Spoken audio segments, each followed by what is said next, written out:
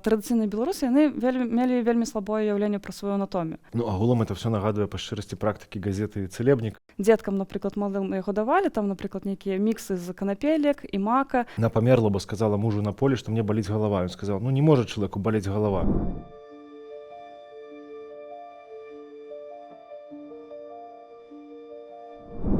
Сябры, прывітанне. Сёння мы пагаворым пра медыцыну, хваробы, лячэнне гэтых хваробаў, тое, чым карысталіся нашы продкі, то бок зёлкі, нейкія магічныя сродкі. І ў выніку, в прынцыпе, што такое хвароба, як яны яе бачылі, і ці былі гэтыя сродкі карыснымі, ці гэтыя сродкі былі эфектыўнымі. А можа быць, наогул не хварэлі нашы продкі, былі такія моцныя і здаровыя. У студыі сёння Дар'я Палынская і Алесь Кіркевіч. Прывітанне. Прывітанне. І першае адразу пытанне, хвароба гэта што? Як яе ўяўлялі? Ці гэта нешта містычнае і рацыянальнае, ці гэта вось плён жыцця чалавека, ці нейкая выпадковасць? Што гэта? Давай адразу зробім ремарку, што калі мы размаўляем пра традыцыйную культуру, мы павінны паставіць сябе ў сітуацыю традыцыйнага чалавека. Традыцыйны чалавек мае абсалютна іншае мысленне. Напрыклад, мы людзі рацыянальнага мыслення, ну, збольшага. А традыцыйны чалавек, ён быў увесь часткай сусвету, і ён меў такое міфапаэтычнае мысленне, якое просто ўсё звязвала ў адзінае цэлае, ў адзіны космас, плюс чалавек — это сам асобны мікракосмас.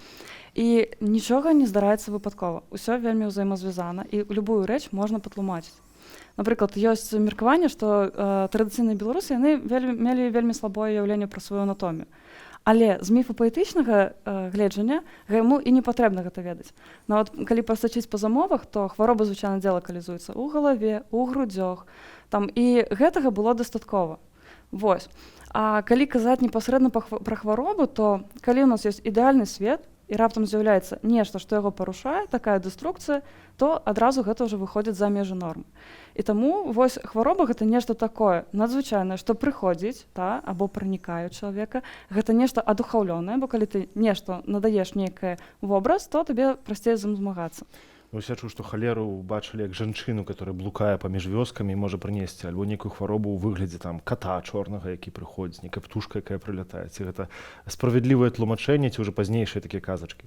Ну чаму? Гэта цалкам лагічна. То бок, калі ты маеш канкрэтны вобраз, ці то гэта кот, ці то гэта дзядок, ці то гэта жаба, якая прыгае на грудзі, табе прасцей зразумець, што з гэтым рабіць. Калі гэта жаба, то яе можна там сагнаць, напрыклад, там утапіць там потым, ці яшчэ нешта. Калі гэта там якая-небудзь жанчыну, ты просто закрываеш вокны, напрыклад, ты там падкладаеш семяны мака пад ложачак, і ты прымаеш канкрэтныя дзеянні. То бок у гэтым вельмі такая ёсць рацыянальны момант. Ну, то бок ты ведаеш канкрэтна ворага ў твар, ты можаш яго назваць, ты ведаеш, як з ім змагацца.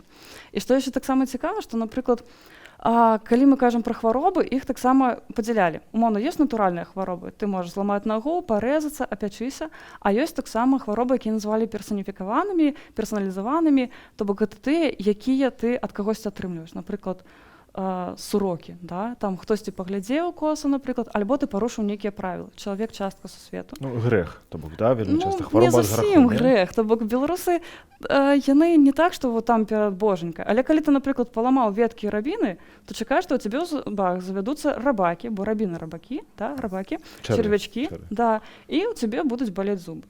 Вот, то бок ты павінен быць у гармоніі і не павінен парушаць гэтых існуючых загадаў. Плюс існавала вельмі класная сістэма прадпісанняў. Напрыклад, беларусы ведалі, як лячыць шарсцінку ў дзетак, але такое захворванне, калі дзіцё не спіць, напрыклад, качаецца, і тады верылі, што яго там на спінке валосікі, якімі замінаюць спаць. Іх трэба выкачваць хлебам.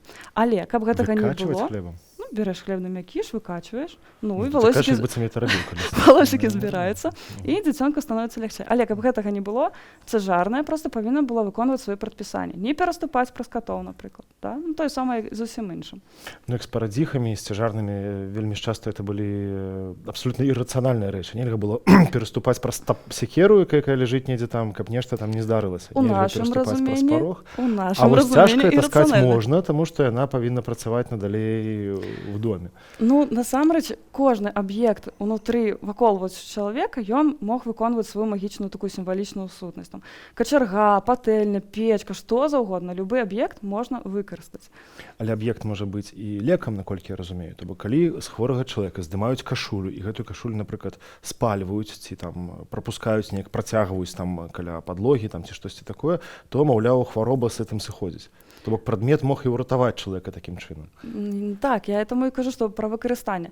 Для таго, каб вылечыць хваробу, вось з ёй трэба было, ну, неважна, хто гэта рабіў, знахарка, альбо проста чалавек, які добра разбіраўся ў сям'і ў гэтым.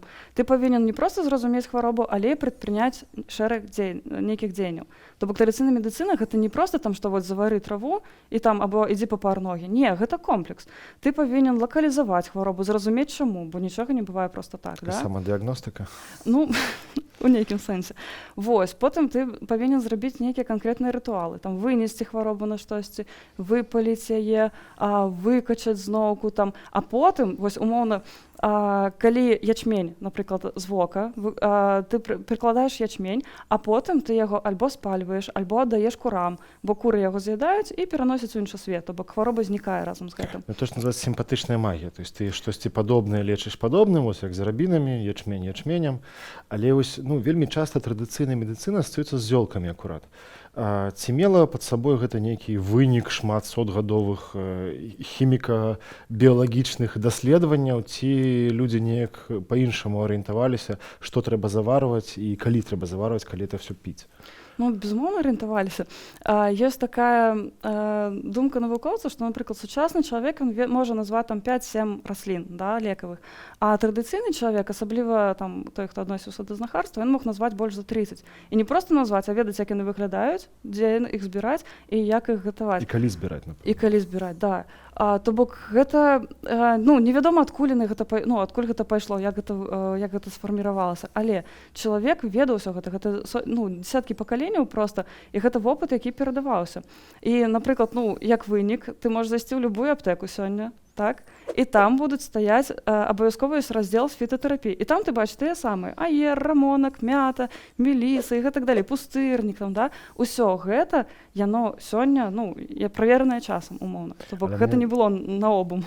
Але мне здаецца, людзі это ўспрымалі в комплексе, то бок не можна проста заварыць нешта і выпіць, і все будзе добра. То бок ты все адно павінен быў сплюнуць праз нейкае плечо, праз нешта пераступіць, в нешта апрануцца ці нешта распрануцца, і пасля ўжо гэта выпіць, і тады, магчыма, нападзейнічае. Ну, немагчыма. Падзейнічае.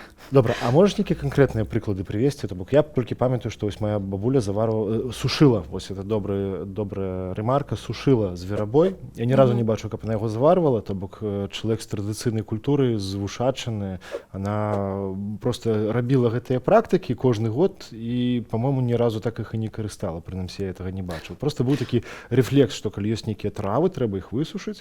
А што ад чаго? Як, уласна, гэта працуе? Ну, слухай, спіс вельмі агромны насамрэч. І што цікава, Беларусь, она не маленькая, она вельмі вялікая. І нават у даследаваннях на полачыне можна там чытаць у гэтых зборніках, што тут адзін спосаб, тут другі, то бок яно вельмі варыятыўнае. Ну, выкарыстоўвалі фактычна ўсё. Частка лекавых яна была па такой, ішла па семіятычнай тоеснасці, да? Напрыклад, мак, ён выкарыстоўваўся як такой седатыўны сродак для заспакаення, так? Дзеткам, напрыклад, маладым яго давалі, там, напрыклад, нейкія міксы з канапелек і мака. Як наркотык, фактычна. Ну, ён заспакойвае, да? І вот ёсць таксама гісторыя, што дзетак, калі мусілі бацькі працаваць, іх выносілі на поле ў люльках і давалі ім такія, як бы соскі. Вот мак, таўклі, заварочвалі ў тканінку, і яны ўжо спалі цэлы дзень. Ну, яшчэ вось. Ёсць, напрыклад, вельмі такія банальныя. Крываўнік, гэта каб спыніць кроў. Як бы і знешне там ён адразу паказвае, і па назве таксама перадае. Напрыклад, калі мы кажам там пра пустырнік ці валер'янку, гэта ў нас для заспакаення нерваў, таксама для сэрца. Капусны ліст, самае базавае, ад галаўнога болю. Трэба заварваць і есці? Не, ну прыкладаць. Вось. Таксама вот каласы жытнёвыя, да? На жытнёвыя каласы вылівалі ваду, калі змывалі валаснік. То бок гэта такое захворванне, якое было на руках, напрыклад, і лічылі, што гэта значыцца, што патрапіў нейкі волас шкодны, і ён можа раз'есці руку да касці. Вось, таму трэба было над каласамі змываць менавіта, каб валасень перайшоў на каласы. Ну, то бок таксама блізасць у назвы. Таксама з такіх відавочных, напрыклад, душыца, мацярынская трава, яна выкарыстоўвалася пры жаночых хваробах, там пры менструацыі, напрыклад, балючай. Тое самае таксама з базавага гэта вось сасновыя іголкі, маліннік, смародзіна, Зноўку ж гэта ў нас вельмі проста, вельмі базавыя, і гэта супрацьпрастудныя. І вельмі агромны спісак насамрэч, і збольшага яны ўсе расліны чымсьці падобныя да спосабу, да хваробаў, можа быць, і спосабу лікавання. Ну, напрыклад, калі коліць у грудзях, трэба рабіць такі настой з чагосьці вострага. То бок мы бярэм ружу, агрэс, напрыклад, яшчэ што-небудзь, бо тоеснае памагае ў тоесным якраз такі. Вось ты згадала пра кроў, але я памятаю гісторыю трошкі з іншай сферы, не зёлкавай, калі у хлопца была траўма нагі, это нехта ўзгадаваў, уже будучы ў дарослым узросце, а чалавек дарастаў у традыцыйнай беларускай вёсцы. Ён не траўмаваў нагу за вёскай, і там першая, хто прыйшла на дапамогу, это была такая старая жанчына, яна проста вось сукню сваю как бы разгарнула і пасікала, пардон, яму на нагу. Это ўбачылі хлопцы, якія былі з ягонай вёскі, з ягонай кампаніі, пасля доўга з яго смяяліся. А гэта быў сродак як антысептык народны, фактычна урынатэрапія у традыцыйным разуменні гэтага слова. Прычым вельмі распаўсюджаны, вельмі масавы. І што цікава, ужо ў такі позні перыяд, вот ужо там 80-е, 90-е, сучасная медыцына, яна спрабавала з гэтым змагацца, то бок праводзіліся там кампаніі кшталту «Не лячыцеся мачой». Але ўсё адно, і зноўку ж сполачаны ёсць запісы пра тое, што жанчыны-рэспандэнткі расказваюць, што вось адна казала, што ў яе быў рак, але яна піла вось гэтую мачу, і вось Дзіцёнка. Так, менавіта дзіцёнка, да. Па чашачцы ў дзень, і вось яна ўжо 20 год жыве без рака. Ну, агулам это все нагадвае па шчырасці практыкі газеты «Цэлебнік», которая раскідваецца беларусам паштовай скрыні. То бок нешта такое псеўдамедыцынскае, псеўда там юрведа там і гэтак далей. Ці гэта мела пад сабой рэальную нейкую грунт, нейкую аснову? Ну, глядзі, гэта пытанне псіхалогіі. Чаму людзі вераць, напрыклад, таму самому цэліцелю, ці якім-нибудь такім прыгожым зборнічкам, типа 1000 цэліцельных расценій? Таму што іх продкі, іх бабулі ў гэта верылі, і гэта працавала. Хаця, ведаю, што цяпер патроху вось гэта таксама адраджаецца. Напрыклад, я маю знаёмую, которая збірае вось менавіта купальскія зёлкі, але цяпер, і вот, да, і нават мы можам купіць у аптэцы такі збор, але розніца агромная палягае ў тым, што нашыя бабулі, напрыклад, гэта збіралі ў спецыяльныя дні. Яны гэта высушвалі спецыяльным чынам. А універсальнай даты, калі трэба збіраць, каб гэта ўсё было, яе няма. То бок гэта купальскія дні. Купальскія дні панятна, таму што гэта ключавая кропка году, гэта такая ноч, калі ўсё буяе, калі ўсё два сусветы максімальна набліжаны, то бок максімальна такая чарадзейская магічная. Вось. І у сувязі але ў кожным рэгіёне это ўсё было па-рознаму. Тут збіралі перад купалем, тут само купалі. Галоўнае, што ўсё павінна быць у максімуме свайго квітнення, умоўна. Што цікава, у беларускай традыцыі збор вось гэтых купальскіх зёлак, ён класна сумяшчаўся з царквой. Таму што купальскія зёлкі, купальскі збор, да, такі. Это хто з кім сумяшчаўся, вялікае пытанне. Не, ну, пра гэта мы, да. Яго абавязкова трэба было асвяціць у царкве. То бок і ты, вось гэты асвечаны, ўсё, лічыцца, што ён прям супер. Максімальна такі карысны, максімальна убіраю сабе вось гэтыя карысныя функцыі. Ну, ось ёсць тэма, напрыклад, пра лазню, і якая зразумела традыцыйная, якая нібыта ў традыцыі ад усіх хваробаў з гэтымі венікамі, таксама падгадваліся пад нейкія дні, калі трэба ачысціцца. Але лазня перайшла, здаецца, проста ў элемент побытавай культуры, месца, дзе памыцца, расслабіцца і адпачыць.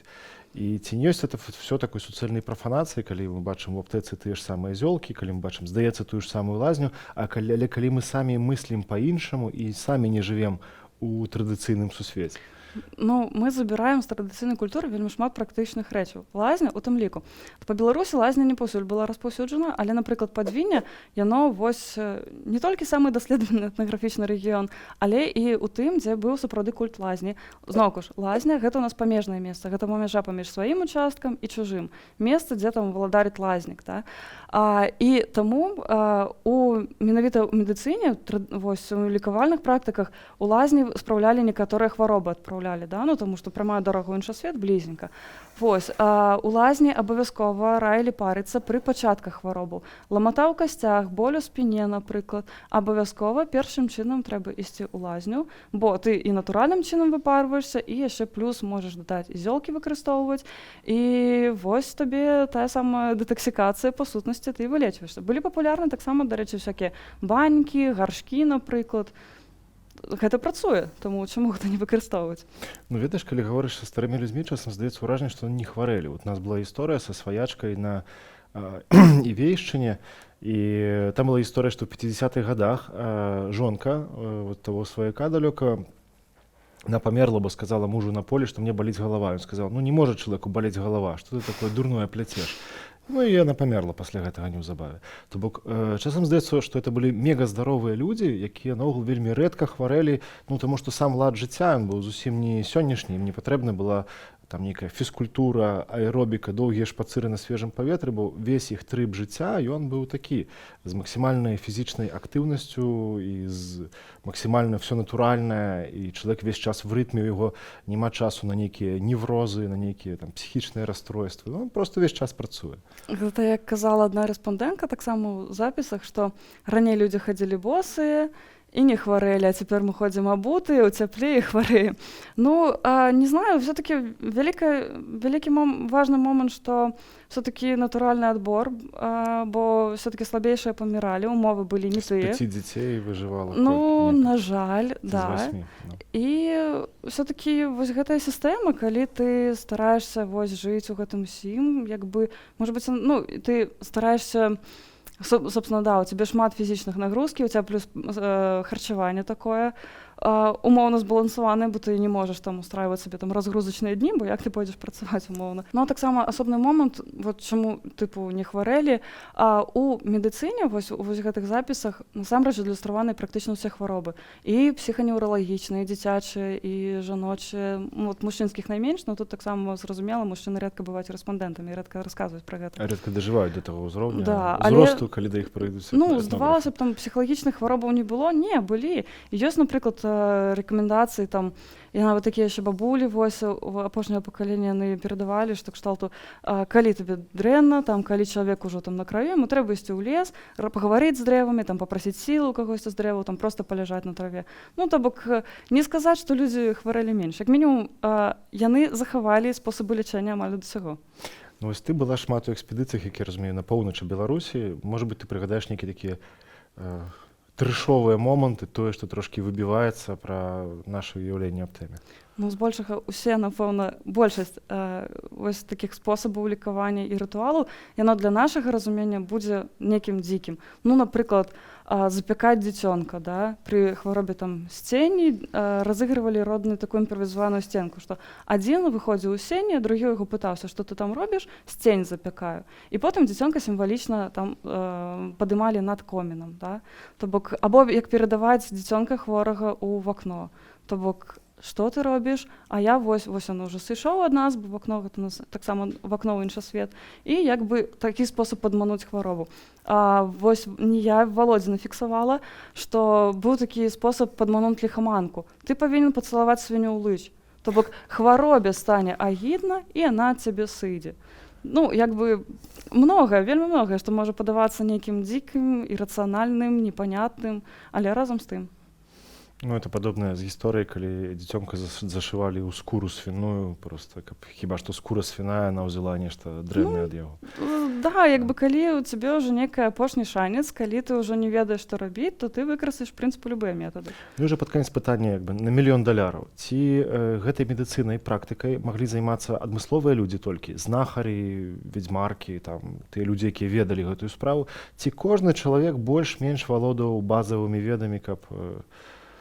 Я думаю, хіба кожная бабуля, яна засушвала нейкія зёлкі, яна ведала, як заварваць там для сябе, там, для сэрца, ад ціску, там, ад зубоў, што-небудзь. То бок, ёсць базавыя рэчы, але былі таксама знахары. Знахары — гэта асобны феномен, які так вельмі павольна ў беларускай гістарыяграфіі даследуецца, але вельмі круты. Ну, я думаю, гэта тэма для наступнага проста выпуска.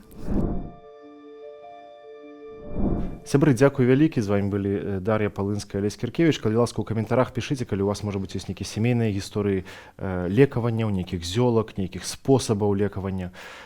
І пішыце, якія тэмы вам яшчэ было б цікава паслухаць. Да новых сустрэчаў. Да пабачэння.